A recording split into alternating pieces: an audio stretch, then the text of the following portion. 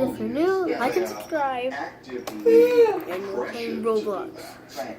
The difference with celebrities is if you're on a TV show for 9 years and Kevin James has not become a Scientologist, everybody in the world knows that Kevin James is not a Scientologist. So, Leah, you failed. Yes, and people are going to ask that too. Like, how come you didn't get Kevin James in? Kevin was very loyal to his religion.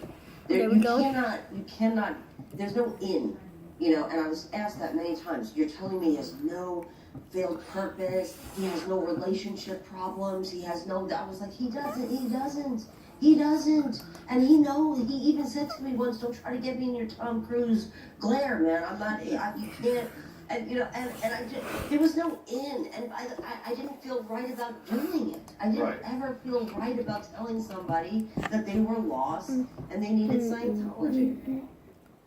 I just did it within the church. Like, I helped Scientologists who were already in to get them to their next level. Right. I felt that that was an acceptable transgression against mankind. Okay. What is the racial makeup of the organization? 99.9% Caucasian. Why do you think that?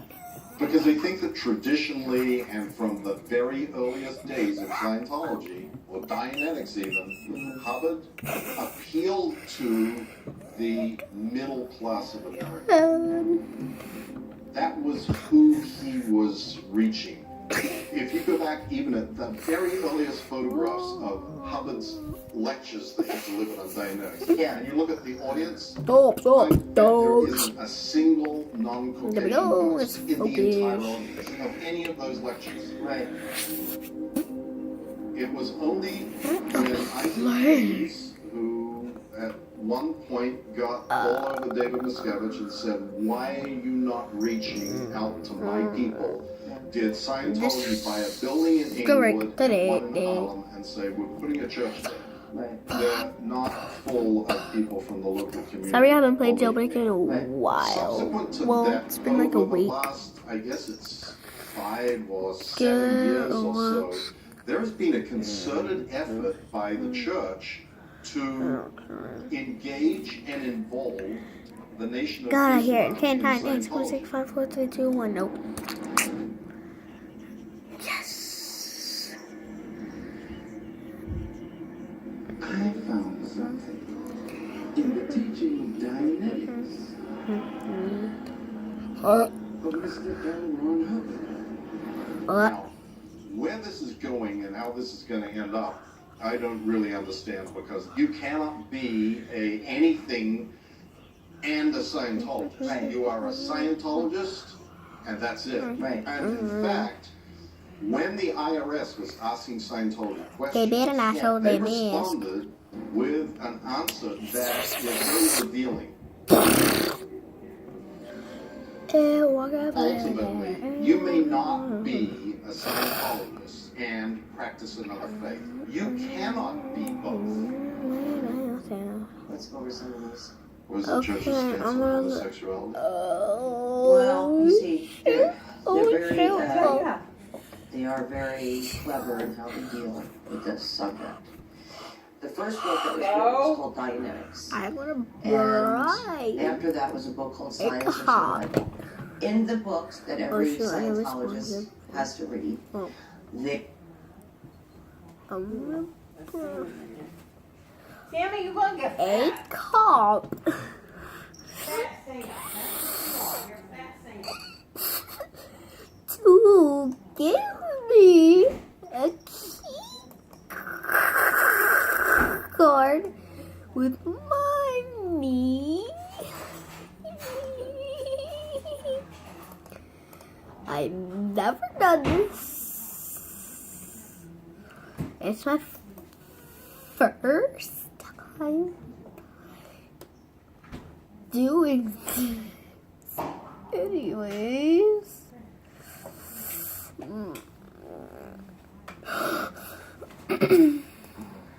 is a chart of human evaluation. Basically, what it does is it teaches you who to look out for in your life, and there's numbers connected to this chart, and below a certain number on this chart is the most degraded, aberrated person that you could ever know.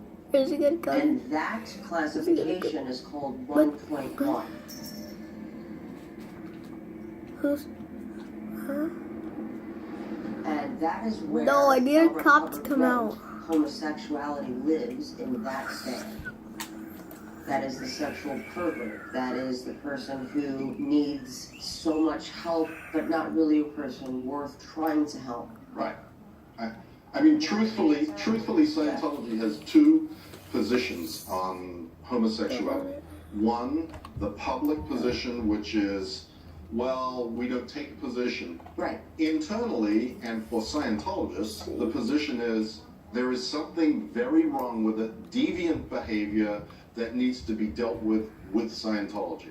Meaning, as a person gets to the upper levels of Scientology, the gayness will be on Oh, bless Right? you. Bless you. Thank you.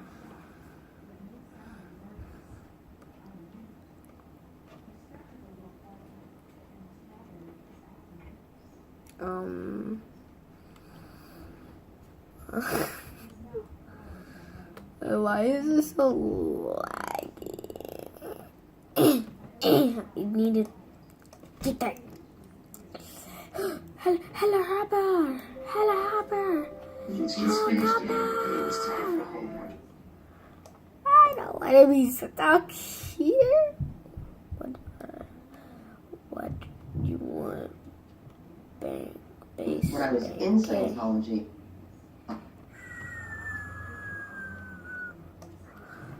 Dude, You were saying I gave up my money. I gave up my children. I gave up my life. I'm gonna kill you. That's what's so touching. Because just by talking to us, they took a stand. I like her attitude, not afraid, powerful. What we've been able to do is tell human stories. Do We're it. scratching the surface. Okay. Who has the highest bound? Our next guest is Oh my god, that's so much. Of Going Clear, Pulitzer Prize winner. When I was in Scientology, I wasn't allowed to read Time magazine. I wasn't allowed to read anything that was derogatory. But your book was amazingly accurate. And people ask me that all the time. I'm sure they ask you too. How accurate was the book?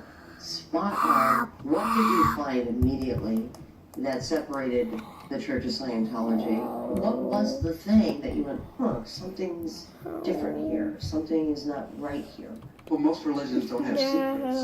You know, they're open. And they want you to know what they believe. And they want you, you know, and you're free to come and go. You know, it's a personal decision. Scientology is a closet, you know, but it locks from the outside. And once you're inside, it's very difficult I wish I to get could out. climb up that And pole, also it's right? difficult for outsiders like journalists and scholars to actually penetrate it and understand it because Scientologists have been groomed to tell their story in a particular way to outsiders. And trying to get underneath that veil of secrecy is a real challenge. Now, what did you do? You called Tom Davis, who was a former spokesperson of the Church of Scientology, What did you and you said, hey, did? I'd like I to can't interview mention. you, like Did. to go over these things with you for the He book, said or no.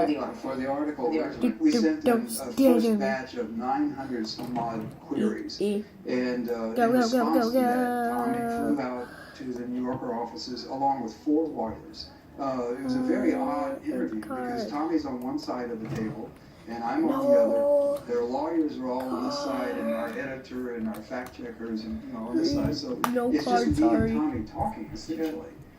In the card, course sorry. of that, we've talked a little bit Go, about go, L. Ron go, go, Hubbard's go, war go. record. And according to Scientology, he was a war hero. And he was also wounded. He was blind and helpless crippled. Go. And he came out. Go, to the hospital just here go in already. and they couldn't help him, and he Fine. developed those techniques of Dianetics.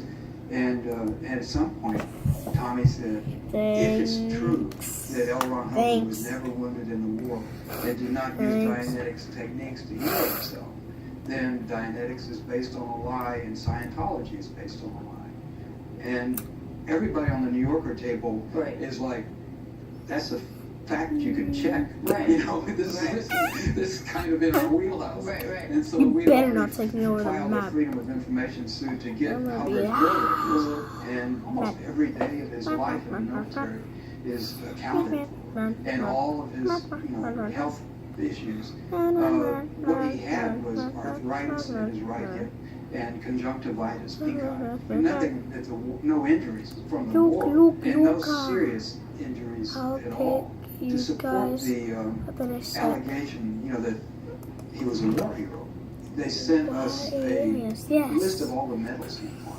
It's a very impressive list, and then a photograph of all the medals, and also what was called a notice of separation from the Navy.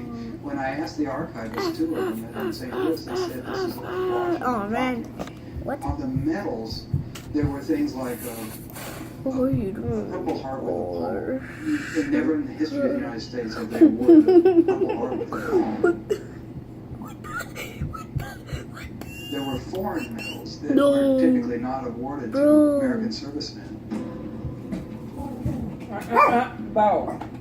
And there were medals supposedly awarded to Hubbard that hadn't even been created until after he left the service. I don't feel like And it. then on the notice of separation, it said that, it listed all of Said these you wanna medals go that he had get won. here. And then it was signed by No. Commander Howard Thompson, I think it was. said As it turned out, when I went through all the records from St. No, Louis, I said found base. the notice of separation, which is What? entirely No, I different. said base. It Bow. turns out there was no Howard Thompson Oh, in the okay. Navy at that time.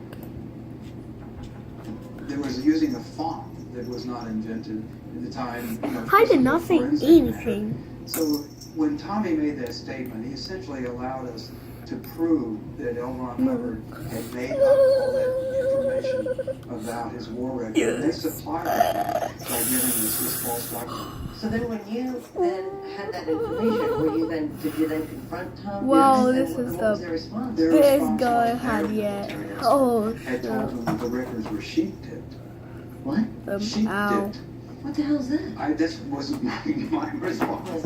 And that they were, in other words, that the military created an entirely false set of records to cover his covert activities from the intelligence agencies he was working for. That's the person that the church has to protect with encasing him in this myth that try to cover the efforts of people like me and others to cover the truth. Here are some of the questions from our viewers who read it. Do you think your book, Going Clear, and the documentary had an effect on the church and its followers? It certainly did, because now I have, when in speaking situations, so often people are in the audience, and it's very touching because again and again you get stories like the ones you're telling now. Wow, this guy is of people messed who've lost up. so much in terms of their families and I their meant to tell fortunes. him, And wait. it cleared the way for us to do the show. He's So locked. I applaud you for what He's you've locked. done. He's locked. He's locked. He's locked. Is it He's true locked. that there is a mansion in California that's kept stocked with food, stocked and maintained in anticipation of the return of LRH? Yes, indeed, Mike, as you know. Actually, there's more than one. Yes, right. There's at least two in California. Right. There's one in Creston and there's one in Hemet. And Well, not Hemet, because the city of Hemet put out a tweet the other day saying the Scientology thing is not in the city of Hemet, it's in unincorporated Riverside County. all right. Well, now we got that straight. in the houses that he has, there, his favorite cigarettes, the cool cigarettes are there for him. The Tom McCann sandals by the shower door, Louis L'Amour novels on the bedside table, and a table setting for one. That's correct. Also, I've heard, you can probably tell me, that those signals, those two crossed O's that are in the cool cigarettes are an emblem in that if his spirit is soaring over the earth, he'll be able to look down and spot those O's, those interlocked O's, and he'll know that's the place. Mike, Well, do you want me to respond to that? is that true, Mike? I have never heard the thing about the two interlocking circles. Okay. Even in the position that I was in, there are still all sorts of things that I find out and I go, I had no idea that that was going on. I had no idea about this. even me, the international spokesperson, the head of OSA, all this, it's compartmentalized unbelievably, and there is a mechanism that is in place in Scientology that Hubbard put in place very early on. Either you have not attained the appropriate level, either you are not, you don't have the rank to ask about it, you are not privy to the secretive communications that L. Ron Hubbard dispatched to certain people that you didn't see. There's always an explanation. Right. I have a question for you. Yeah. Having come out of this, do you look at the rest of the world in a different way? Yeah, I'm still finding my way. It's not that easy to just let go of the way you were taught to think about everything. You know, out now in the free world, I find myself thinking, and then I go, do you think that way? You know, I have a thought, and I go, is that your thought, or is that what you've been taught? And so I feel like I'm a little bit of a computer breaking down, you know, because I'm finding good people in the world, and I was taught that everybody outside of Scientology was evil or lost. I felt very elitist, and now I'm just a person like everybody else.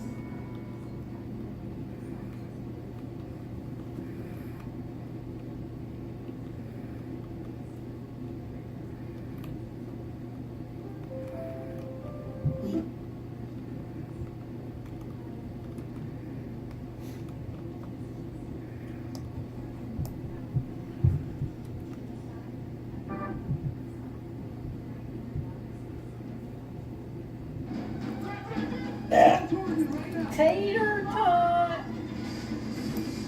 Ready to go?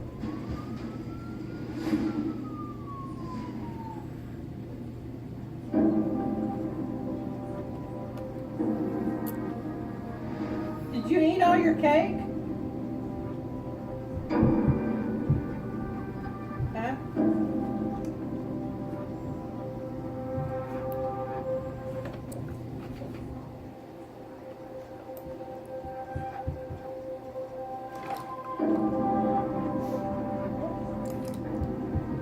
We're now joined by my good friend, attorney Ray Jeffrey, one of the few lawyers in the United States who has taken on the Church of Scientology in litigation and lived to tell the story. How did you get involved in Scientology-related matters? I was contacted to represent Debbie Cook and Wayne Baumgarten. She's now Debbie Baumgarten. If they had come to me and said, hey, we want to sue the Church of Scientology, I probably would have turned and run the other way. But instead what happened was they came to me in a terrible situation because they had been sued by the Church of Scientology. So I took another look at it and ultimately decided to take the case. I knew Debbie Cook as the captain of the Flag Service Organization, which to Scientologists is the hub of Scientology. What happened to Debbie was she was a victim of her own success. Her organization had an annual budget, I think it was $150 million.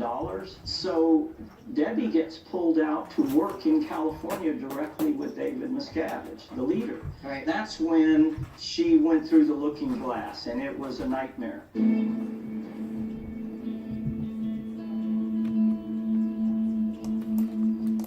Debbie sent out this email. It said, hi, it's Debbie Cook. I'm in good standing with the church, because if it didn't say that, people would have just erased it, ignored it, and then blocked her. So I looked at the email and like, it said things in there that we have all experienced as Scientologists.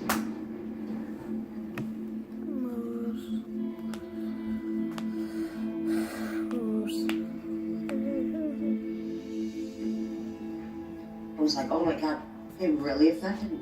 And for that, she got sued by the Church of Scientology. Right.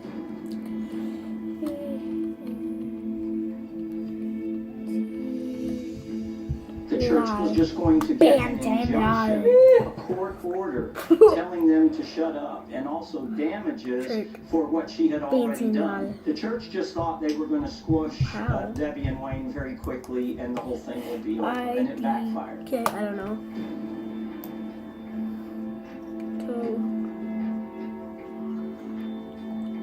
in the 1 or 2 days that Debbie was on the stand, she was saying what was happening as far as the abuses and what the church was doing to her and Wayne. And the church realized we f***ed up.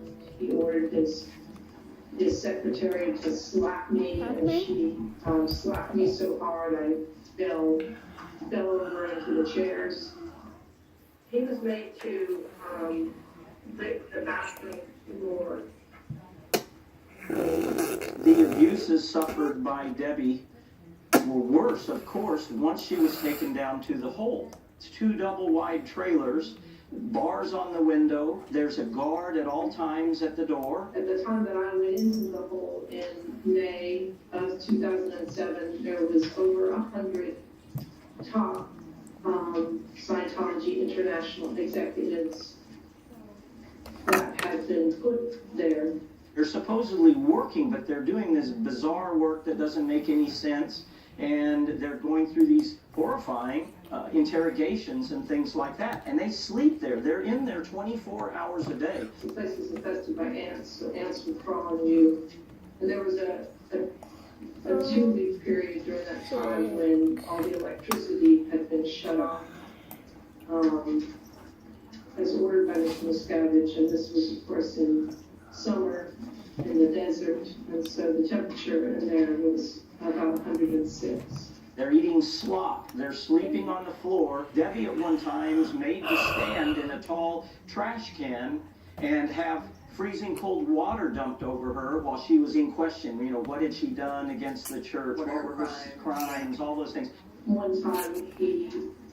Miscavige ordered his communicator to break my finger if I didn't answer his question. It sounds unbelievable, but that was her testimony. Were you used to, in your life, getting beaten up? Was that something you were used to? No. And you were a 40-something-year-old woman with a very, very respected job. Yes.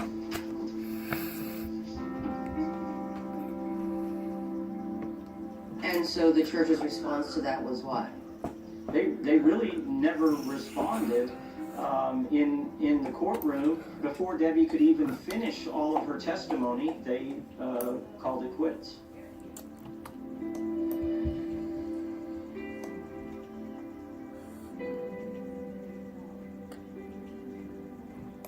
What's completely different than every other case I've ever been involved with was that the Scientology does not just try to defeat your client and win the merits of the case against your client, but they try to attack you, the lawyer, personally. I have never had that done in my career.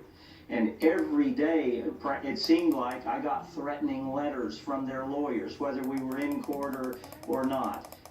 They file motions to disqualify the lawyers. I've been called unethical and even immoral. In my entire career, I've never had a complaint against me. They are on constant offensive against the lawyers.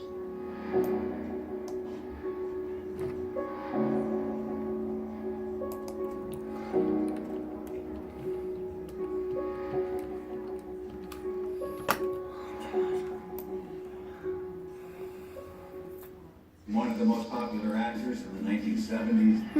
I'm nothing without all you. Master of Machito. Woo! Master of Machito. Woo! Okay.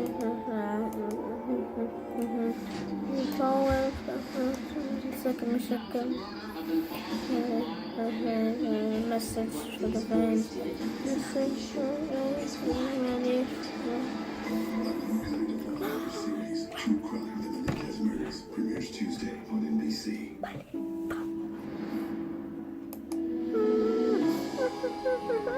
He sees things, he analyzes things in ways that we can't even begin to understand. Yes, he has autism, but he also has genius and skills. He's got a serious deficit. Dr. Schoenberg? Child is alive today because of that deficit. The Good Doctor.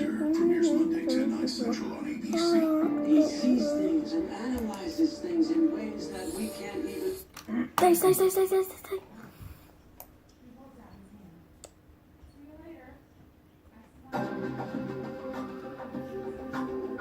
Our next guest is Steve Hassan. He's a cult expert. He's written books. You are a member of a cult, the Moonies. Indeed. And I'm interested to talk to you because most Scientologists and people in cults don't really seek help. I've noticed Scientologists a lot. And not only that, but Scientologists are programmed against mental health professionals, which I am one, and they're heavily programmed against deprogrammers, which is what I was doing after my own deprogramming out of the Moon cult in 1976. I was a nice Jewish boy from Flushing, Queens, who wanted to be an English professor. My girlfriend dumped me. 3 women flirted with me in the college cafeteria. And within 2 weeks, I'm bowing to an altar thinking Moon is the Messiah, that Armageddon is going to happen. We have to take over the world and save the world. What happens with mind control is your real self is broken down and a new identity is created that keeps you dependent and obedient. But your real self, even if you're born in a cult or raised in a cult, we have an authentic self that wants love, wants truth, wants goodness. We don't want to be exploited or abused. Right. So there's a dissonance between our conscience and our heart and the cult identity. Right. Now, when I was a Moonie, I was convinced I had to save your soul. Like, if I met you, I would try very hard to learn everything about your background and figure out, in Scientology words, your ruin. Right. To figure out the which buttons to press to motivate you to come to a 3-day workshop and a 7-day workshop and a 21-day workshop and a 40-day workshop. Do you think that Scientology has been created and designed to be the best there is? If you were going to set out to create a mind control organization, that this would kind of be what it looks like? If you step back and study other destructive mind control cults, you will have a perspective on Scientology. Scientology has put out a lot of fair game dead agent material against... Why? Because you've written books. I'm assuming that you put them in. Well, I started out, the first TV show I did it with an ex-Scientologist, and I was labeled an SP because I was learning Scientology was a cult, and my friend who was an ex-Scientologist was learning the Moonies were a cult. There are universal patterns of manipulation. Someone who's skilled can figure out how to systematically and incrementally manipulate you into a vulnerable, isolated place and start to control your behavior, control your information, control your thinking, and make you dependent and obedient. There are millions and millions of people in mind control cults. Come here. The people who I've worked with who've been in Scientology have some of the most deleterious long-term effects, psychological effects. Oh, yeah. I want to say they watch every single episode. I'd love to what you're doing. I'm getting emotional now because I've cried every single episode. Oh my God. Don't make me cry. Scientology has threatened me. Gone through my trash. You did one about the trash bags. I love that episode. They've had people in Nazi uniforms picketing outside my office, telling my neighbors what an evil person, I'm an anti-religious bigot. I have to tell you, I was scared of you for so many years. I love that you are modeling for ex-members of thousands of other cults that you can be a leader. You can do horrible things and you can wake up and be a human being. A decent, law-abiding human being. That's so exciting. Thank you. So this opportunity to come on, I was like, yes, I have to do this. But I'm emotional. The person who... Need a tissue. I'm sorry.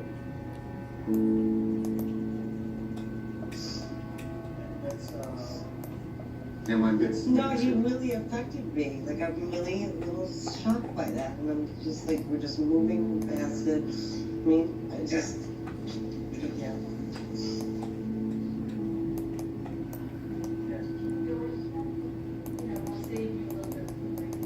Well, I didn't know any of it. I didn't know that had happened to him. The harassment and Yeah, but I didn't know it was so. Anyway. I just think what you're doing is heroic. I really do. I think it's so cool. You know, we're done filming the first season, so I'm like, I'm kind of like overly sensitive to hearing yet another story, you know.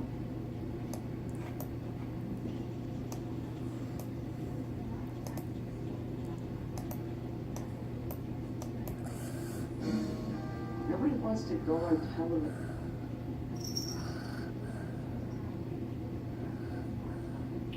Coffee. Okay.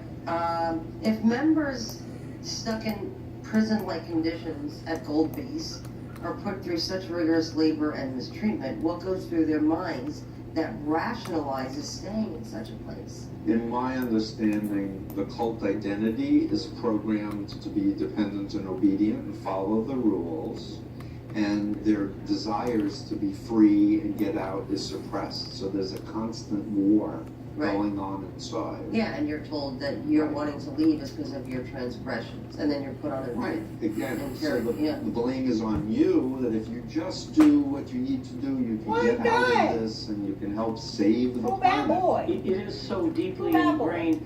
I messed up. And when I first was representing Debbie Cook, and I was trying to figure out, wait, why would somebody be made to lick the floor of the bathroom? And said, well, this was even years after she had left. Well, that's what they really messed up. You smiled when you weren't supposed to smile. You didn't smile when you were supposed to smile. You spoke too soon. You spoke too slowly. All cults believe the ends justify the means. Tater tot. It's such a great good. Right. We can lie and cheat and steal and frame through criminal activity. You can't create an ideal world like criminal activity. But have you seen any other organization go after journalists, go after its critics? Not so. Thank you for asking it that way. Not as viciously, systematically, with celebrities and such abuse of the legal system. Scientology is in a class of The video's ending now. When it comes to